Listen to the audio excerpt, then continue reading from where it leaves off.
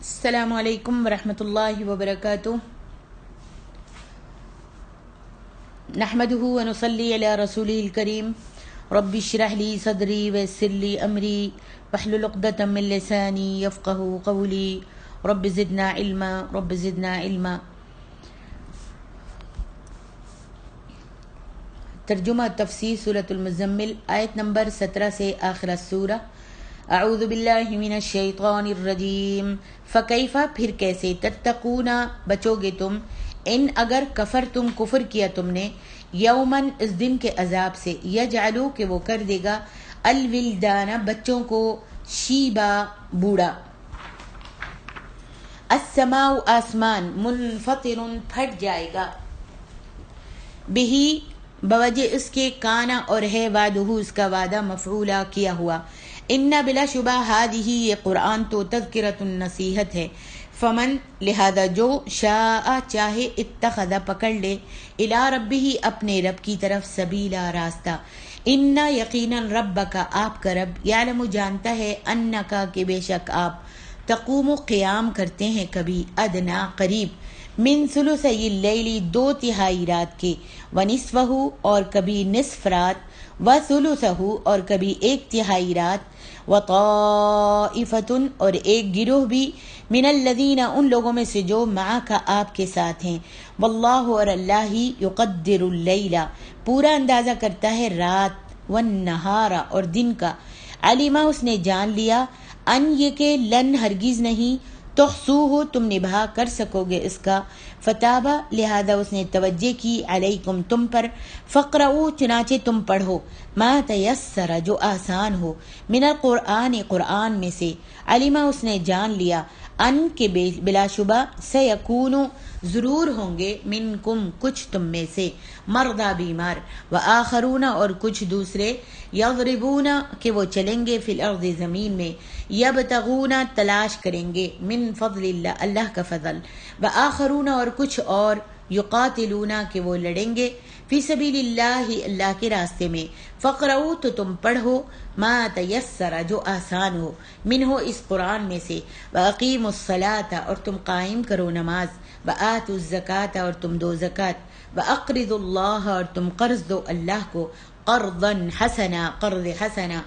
وما تقدموا جو کچھ تم آگے بھیجو گے، لانفسکم اپنے نفسوں کے لیے، من خیر کوئی بھلائی، تجدوہ تو تم پاؤ گے اس کو، عند اللہ اللہ کے ہاں، ہوا خیرن بہتر ہے، بہت بہتر ہے، واعظم اور بہت زیادہ، اجرن اجر میں، واستغفر اللہ اور تم بخشش مانگو اللہ سے، ان اللہ بے شک اللہ رب العالمین ہے، غفور الرحیم بہت زیادہ بخشنے والا، نہایت رحم کرنے والا۔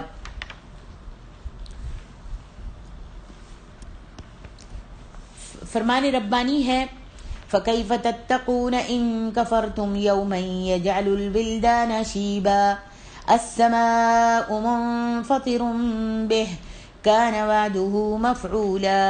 إِنَّ هَذِهِ تَذْكِرَةٌ فَمَنْ شَاءَ اتَّخَذَ إِلَى رَبِّهِ سَبِيلًا۔ پھر تم عذاب سے کیسے بچو گے اگر تم نے اس دن کا انکار کیا جو بچوں کو بوڑھا کر دے گا، جس کی شدت سے آسمان پھٹ جائے گا، اس اللہ کا وعدہ ہو کے رہنا ہے۔ پس یہ قرآن تو نصیحت ہے، پھر جو کوئی چاہے اپنے رب کی راہ پکڑ لے۔ فرعون کا قصہ اور اس کا عبرت ناک انجام بیان کرنے کے بعد قیامت کی ہولناکیاں ذکر کر کے کافروں کو ڈرایا جا رہا ہے کہ اگر تم اللہ تعالیٰ کے ساتھ کفر اور سرکشی پر ڈٹے رہے، طغیانی پر ڈٹے رہے، اور دنیا میں اللہ کا عذاب تم پر نہ آیا، تو بتاؤ کہ اس دن کی ہولناکیوں اور سختیوں سے کیسے بچ سکو گے، جس دن بچے بھی بوڑھے ہو جائیں گے، اور یہ اس وقت ہوگا جب اللہ تعالیٰ حضرت آدم علیہ السلام کو حکم دے گا، اخرج بعث النار، اخرج بعث النار، جہنم میں جانے والوں کو لوگوں میں سے الگ نکال لو، یعنی جنت والے علیحدہ کر دو اور جہنم والے لوگ جو ہیں ان کو علیحدہ کر دو۔ آدم پوچھیں گے، آدم علیہ السلام اللہ سے پوچھیں گے، وما بعث النار، اے اللہ جہنمیوں کی تعداد کتنی ہے؟ اللہ تعالیٰ فرمائے گا من کل الف تسعمائة وتسعة وتسعين، من كل 1999 999، ہر 1000 میں سے 999۔ اللہ اکبر۔ تو اس وقت بچے جو ہیں بوڑھے ہو جائیں گے اور ہر حاملہ عورت اپنا حمل گرا دے گی۔ ارشاد ربانی ہے والسماء منفطر به كان وعده مفعولا، وہ اس دن اس قدر سخت ہوگا کہ اس کی شدت سے آسمان جیسی عظیم مخلوق بھی پھٹ جائے گی۔ تو دوسری چیزوں کا کیا حال ہوگا؟ اور اگر تم کفر پر جمے رہے تو اس دن سے ہرگز نہیں بچ سکو گے۔ اگر کفر پر جمے رہے دنیا میں اور کفر کے ساتھ چمٹے رہے، شرک و بدعات کے ساتھ چمٹے رہے، تو اس دن سے ہرگز نہیں بچو گے، کیونکہ آسمان کے مقابلے میں انسان کی تو کوئی حیثیت ہی نہیں ہے۔ انسان کی کسی چیز کی بھی کوئی حیثیت نہیں ہے۔ آسمان کتنا مضبوط، کتنا اعلیٰ اور کتنا عرفہ ہے۔ جب اس کا یہ حال ہوگا کہ وہ پھٹ جائے گا تو دوسری چیزوں کا کیا حال ہوگا، ہمارا کیا حال ہوگا؟ اللہ تبارک و تعالیٰ کا اپنے بندوں کے ساتھ وعدہ ہے کہ قیامت کا دن جو ہے وہ ضرور آئے گا، خواہ کافر اسے کتنا ہی دور اور ناممکن سمجھے۔ اس دن کے آنے میں کوئی بھی شک نہیں۔ موت کے بعد دوبارہ زندہ ہونا، حساب کتاب اور جنت و دوزخ، یہ سارے وعدے جو ہیں وہ سچے ہیں، اور ایسا یقیناً ہو کر رہے گا کہ قیامت آ کر رہے گی۔ آگے ارشاد ربانی ہے ان ربک یعلم انک تقوم ادنی من ثلثی اللیل ونصفه وثلثه وطائفة من الذین معک واللہ يقدر اللیل والنہار علم ان لن تحصوه فتاب علیکم فاقرؤوا ما تیسر من القرآن علم ان سيكون منكم مرضى وآخرون يضربون في الأرض يبتغون من فضل الله وآخرون يقاتلون في سبيل الله فاقرؤوا ما تيسر منه وأقيموا الصلاة وآتوا الزكاة وأقرضوا الله قرضا حسنا وما تقدموا لأنفسكم من خير تجدوه عند الله هو خيرا وأعظم أجرا واستغفروا الله ان اللہ غفور رحیم۔ یقیناً آپ کے رب کو علم ہے کہ آپ قریباً 2/3 رات یا نصف آدھی رات یا 1/3 رات قیام کرتے ہیں، اور آپ کے ساتھیوں میں سے ایک گروہ بھی آپ کے ساتھ ایسے ہی کرتا ہے، اور اللہ ہی رات اور دن کا پورا اندازہ کرتا ہے۔ اسے علم ہے کہ تم اسے نبھا نہیں سکو گے، چنانچہ اس نے تم پر مہربانی کی، پھر قرآن میں سے جتنا آسان ہو تم پڑھ لو۔ اسے علم ہے کہ تم میں کتنے بیمار ہوں گے اور کتنے زمین میں اللہ کا فضل ڈھونڈتے پھریں گے، اور کتنے اور اللہ کی راہ میں لڑیں گے اور کتنے اللہ کی راہ میں لڑیں گے۔ چنانچہ اس قرآن میں سے جتنا آسان ہو پڑھو، اور نماز کو قائم کرو، زکوٰۃ دو اور اللہ کو قرض حسنہ دو، اور تم اپنے آپ کے لیے اپنے لیے جو نیکی آگے بھیجو گے تو اسے اللہ کے ہاں بہتر اور زیادہ اجر والی پاؤ گے، اور اللہ تعالیٰ سے استغفار کرو، بے شک اللہ رب العالمین خوب بخشنے والا اور بہت ہی زیادہ رحم کرنے والا ہے۔ فرمایا ان ربک یعلم انک تقوم ادنی من ثلثی اللیل۔ جب اس سورت کے آغاز میں آدھی رات یا اس سے کم یا زیادہ قیام کرنے کا حکم دیا گیا تو نبی علیہ السلام تقریباً 2/3 رات، کبھی آدھی رات اور کبھی 1/3 رات قیام کرتے تھے۔ صحابہ کرام کی ایک جماعت بھی آپ کی پیروی میں اسی قدر قیام کرتی تھی۔ اس وقت گھڑیاں تو موجود نہیں تھیں، یہ گھڑیاں جو آج ہمارے پاس ہیں، گھڑی موجود نہیں تھی گھڑیاں، اس لیے نبی صلی اللہ علیہ وسلم اور آپ کے صحابہ زیادہ سے زیادہ قیام کی کوشش کرتے تھے تاکہ حکم کی تعمیل میں کوتاہی نہ ہو جائے۔ فرمایا وَنِصْفَهُ وَثُلُثَهُ وَطَائِفَةٌ مِّنَ الَّذِينَ مَعَكَ۔ مستقل طور پر رات کا قیام اول تو بہت مشکل تھا، دوسرے وقت کا یہ اندازہ کہ نصف یا 1/3 یا 2/3 رات قیام کرنا ہے، اس سے بھی زیادہ مشکل تھا، اسی لیے کہ گھڑی نہیں تھی۔ اس لیے اللہ تعالیٰ نے اس آیت میں تخفیف کا حکم نازل فرمایا۔ مطلب یہ کہ اللہ تعالیٰ کو رات کی گھڑیاں، اللہ تعالیٰ تو رات کی گھڑیاں گن سکتا ہے کہ کتنی گزر گئی اور کتنی باقی ہے، کیونکہ رات اور دن کا پورا اندازہ اللہ رب العالمین کو ہے،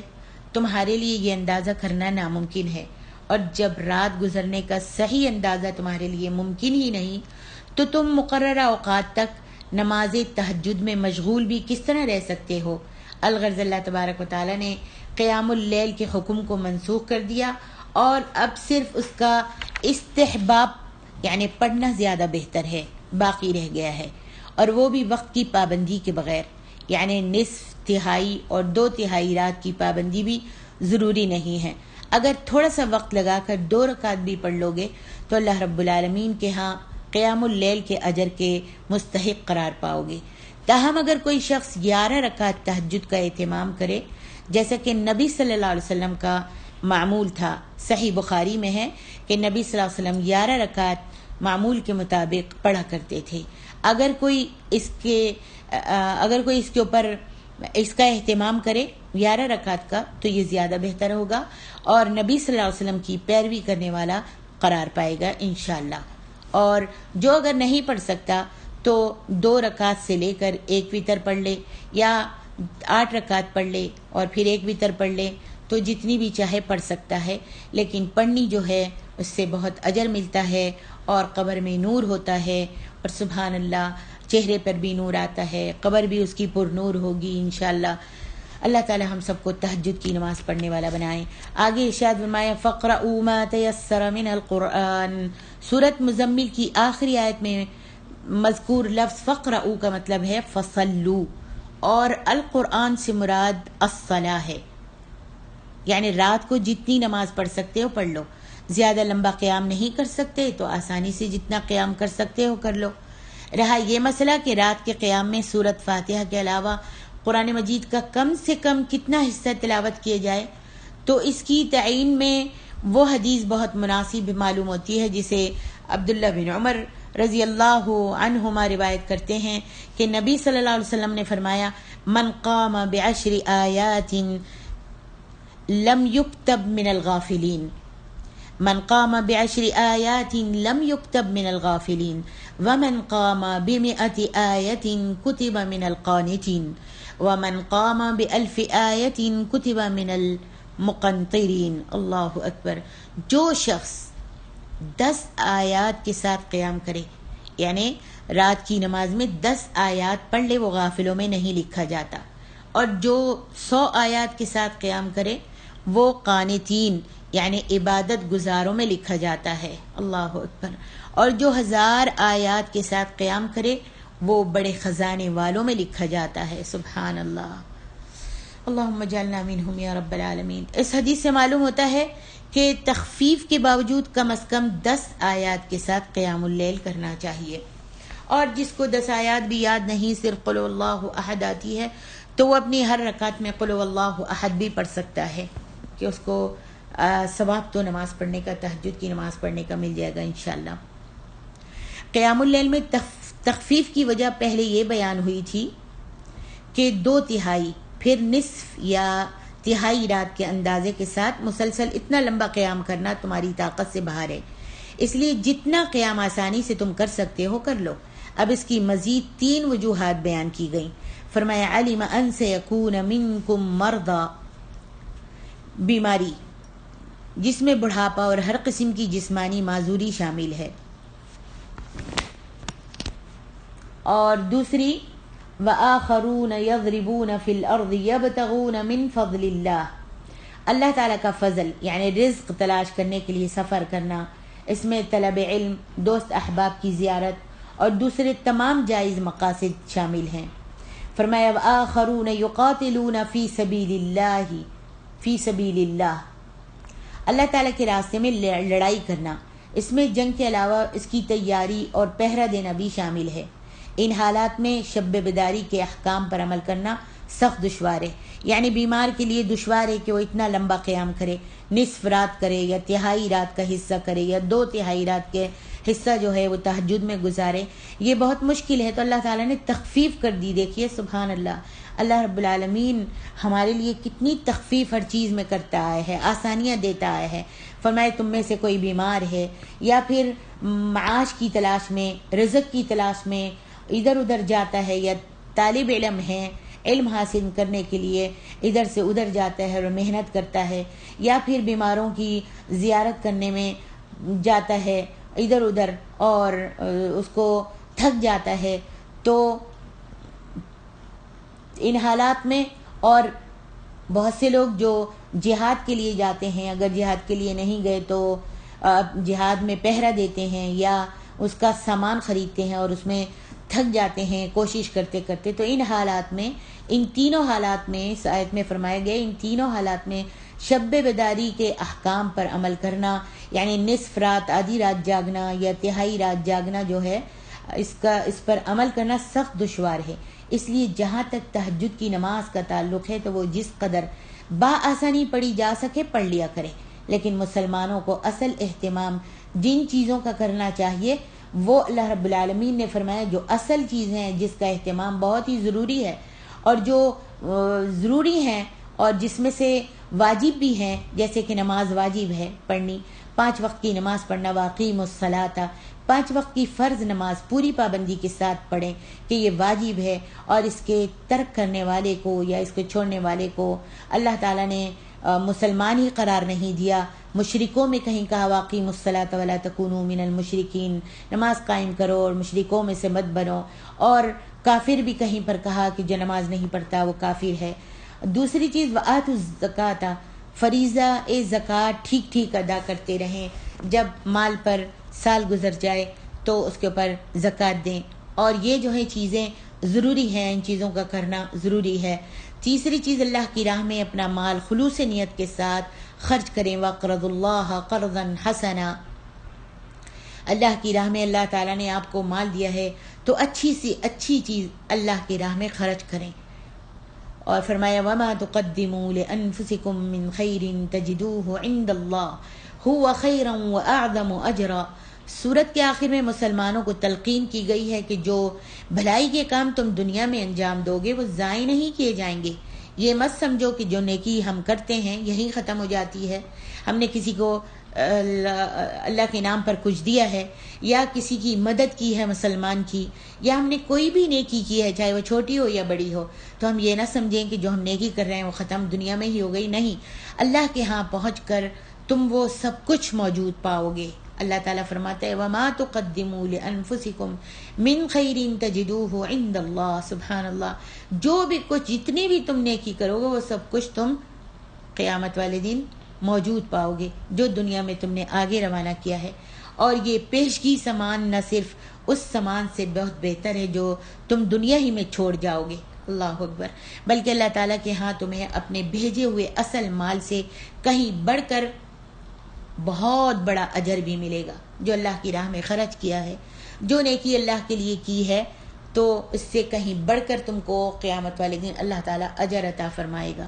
آگے فرمایا وَاسْتَغْفِرُ اللَّهَ إِنَّ اللَّهَ غَفُورٌ رَحِيمٌ، کوئی بھی عمل ہو اسے ادا کرنے کے ساتھ ساتھ اور اس کے بعد اللہ تعالیٰ سے معافی مانگنی چاہیے، اپنے کسی بھی عمل پر پھولنا نہیں چاہیے کہ میں تو اتنا صدقہ دیتی ہوں، میں تو اتنی تہجد کی نماز رکعتیں پڑھتی ہوں، اور میں تو لوگوں کے ساتھ اتنی بھلائی سے پیش آتی ہوں، میرا اخلاق اچھا ہے، اور میں نمازوں کی پابند ہوں، زکوٰۃ بھی دیتی ہوں اور لوگوں کے ساتھ بھلائی بھی کرتی ہوں۔ تو کوئی بھی عمل ہو اسے ادا کرنے کے ساتھ ساتھ اس کے بعد اللہ تعالیٰ سے انسان معافی بھی مانگتا رہے۔ یہ سب کچھ آپ عمل کرتی ہیں، لیکن اس کے اوپر پھولیے نہیں، اس کے اوپر فخر مت کیجیے، اور لوگوں میں بیٹھ کر شیخی نہ بھنگاریے کہ میں اتنی فرما بردار اور اتنی نیک بندی ہوں، کیونکہ کتنا ہی محتاج شخص ہو اس سے کچھ نہ کچھ کمی ہو جاتی ہے۔ کون ہے جو دعویٰ کر سکے کہ میں نے اللہ تعالیٰ کی بندگی کا حق پورا عطا کر دیا ہے؟ کوئی ہے ہم میں سے؟ کوئی بھی نہیں ہے کہ کہے کہ میں نے اللہ کی بندگی کا حق پورا ادا کر دیا، بلکہ جتنا بڑا بندہ ہو اسے اسی قدر اپنے آپ کو قصوروار سمجھنا چاہیے اور اپنے گناہوں کی معافی مانگتے رہنا چاہیے۔ اللہ اکبر۔ آیات مبارکہ کی حکمت اور تقاضے: نمبر 1، سخت خوف سیاہ بالوں کو سفید کر دیتا ہے۔ نمبر 2، قیامت کا دن بہت ہی سخت ہوگا جس کی ہولناکی بچے کو بوڑھا کر دے گی۔ نمبر 3، اللہ تعالیٰ نے قرآن مجید کو واعظ و نصیحت اور عبرت حاصل کرنے کا سامان بنایا ہے۔ اب جو چاہے اس سے عبرت حاصل کر کے دنیا اور آخرت میں کامیاب ہو جائے، اور جو چاہے اس کے احکام پر عمل نہ کر کے جہنم میں چلا جائے۔ اللہ تعالیٰ اپنے بندوں پر اس قرآن کے ذریعے سے حجت پوری فرما چکا ہے۔ نمبر 4، اسلام کی عظمت کہ اس نے لوگوں کے حالات اور مسائل کو سامنے رکھ کر انہیں ان کی طاقت کے مطابق حکم دیا ہے۔ یقیناً یہ اللہ تعالیٰ کی بندوں پر ایسی خصوصیت، رحمت اور مہربانی ہے جس پر بندوں کو اللہ تعالیٰ کا بہت زیادہ شکر ادا کرنا چاہیے۔ نمبر 5، دنیا میں ہم جو بھی نیکی کریں اللہ تعالیٰ کے ہاں اس کو نہایت بہتر صورت میں پائیں گے اور ہمیں اس پر بہت بڑا اجر بھی ملے گا۔ نمبر 6، جب خود نبی صلی اللہ علیہ وآلہ وسلم اور صحابہ کرام یہ طاقت نہیں رکھتے تھے کہ مسلسل 2/3 یا نصف یا تہائی رات قیام کر سکیں، تو پھر بعض بزرگوں کے بارے میں جو یہ حکایات بیان کی جاتی ہیں کہ انہوں نے 40 سال تک عشاء اور فجر کی نماز ایک ہی وضو سے پڑھی، تو اس معاملے کی صحت پر غور کرنا چاہیے، اور یہ سب من گھڑت قصے ہیں اور من گھڑت باتیں ہیں۔ نبی صلی اللہ علیہ وسلم رات کو 11 یا 13 رکعات پڑھتے تھے، مگر ان بزرگوں کا کمال یہ بیان کیا جاتا ہے کہ وہ ہر رات ہزار رکعات پڑھتے تھے۔ اب ان حکایات کو غلط ماننا پڑے گا کہ ایسی ساری باتیں افسانوں اور کہانیوں سے زیادہ حقیقت نہیں رکھتی۔ نمبر 7، کم سے کم قرات جس کے بغیر نماز نہیں ہوگی وہ سورۃ فاتحہ ہے۔ سورۃ فاتحہ پڑھنا فرض ہے۔ اس کے علاوہ جتنا بھی آسانی سے قرآن پڑھ سکتے ہیں، جتنا ممکن ہو پڑھ لینا چاہیے۔ السلام علیکم ورحمۃ اللہ وبرکاتہ۔